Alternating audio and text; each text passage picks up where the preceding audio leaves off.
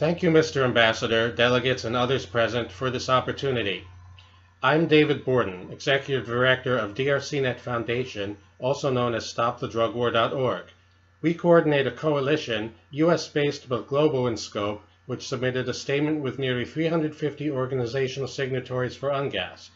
We argued for the supremacy of human rights, for policies rooted in health, development, human rights, and security, and for the UN to begin a process of updating the drug conventions.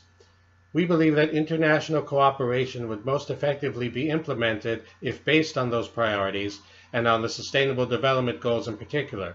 We commend the inclusion of agencies such as WHO, UNAIDS, UNDP, and others in the UNGAS process, and we support the outcome document's strong emphasis on the SDGs.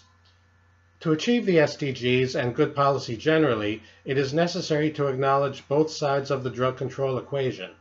Prohibition creates substantial social costs apart from drugs' inherent harms. In academic terms, the acknowledged concept is that criminalization increases average harm per unit of drug consumption, possibly reducing the number of users, but at the cost of intensifying certain harms. I refer in particular to SDG Goals 1, 3, 8, 10, and 16. Prohibition drives the spread of HIV and hepatitis by placing drugs in the underground and encouraging syringe sharing, and the high financial price of street drugs drives some addicted persons to desperate behaviors such as prostitution and property crime, standing in the way of good health and well-being.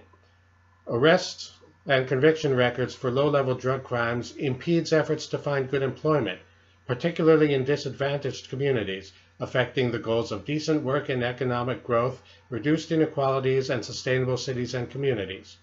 Finally, the illicit drug trade prohibition creates drives street crime and funds insurgencies, corruption, and other instabilities, hindering the goal of peace, justice, and strong institutions, among other goals.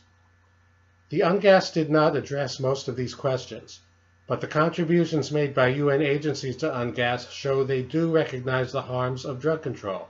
Should the UN still not grapple with this issue, 2019 may stand in the way of 2030 rather than helping to advance it.